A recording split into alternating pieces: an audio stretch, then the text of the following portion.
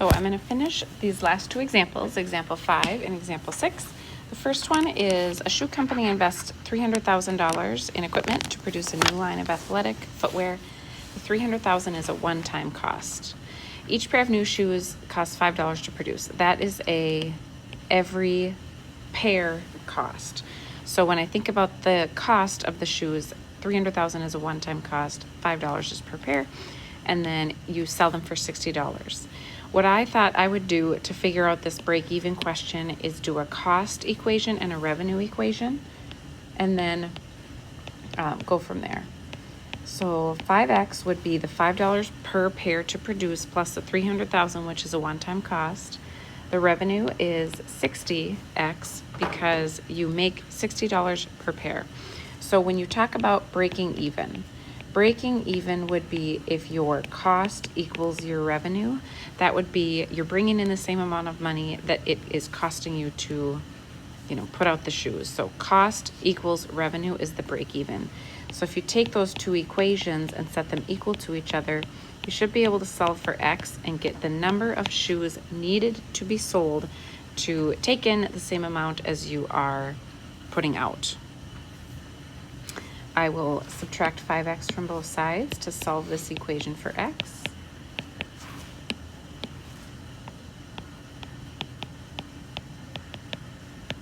And then I will divide both sides by 55.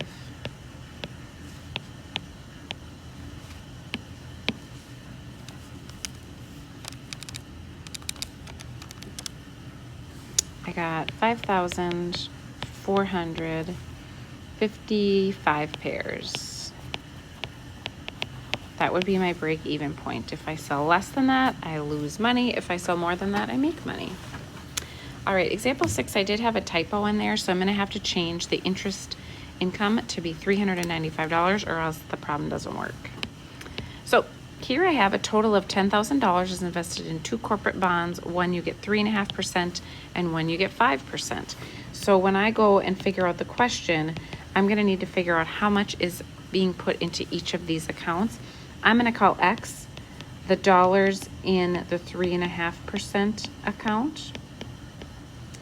And I'm going to call Y the dollars in the 5% account. So if I add those together, my total money invested is $10,000. It's kind of like the money equation. The total investment is $10,000. Now, if I figure out the interest for each of those, which would be taking the percent as a decimal times the dollars in that account, plus the percent as a decimal times the dollars in the other account, that's where I get my total interest earned. So that would be $395. So the total dollars is $10,000 and then the total interest is $395. Now I've created a little system for myself and I can solve that however I want. I can do elimination. I can do substitution, either one. I'm going to try elimination on this one.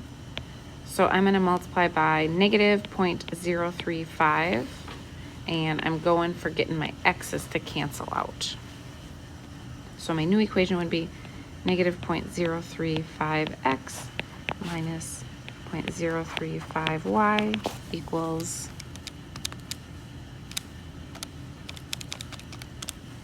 negative 350.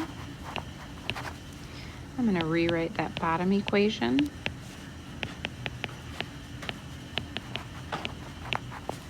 Add these together and I do get my x's to cancel, which was my goal. So my y's would be 0.015y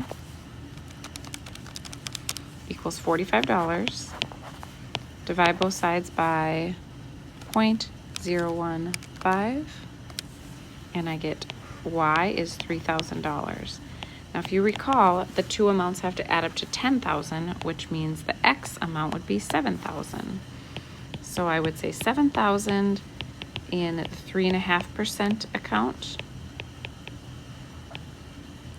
and 3,000 in the 5% account.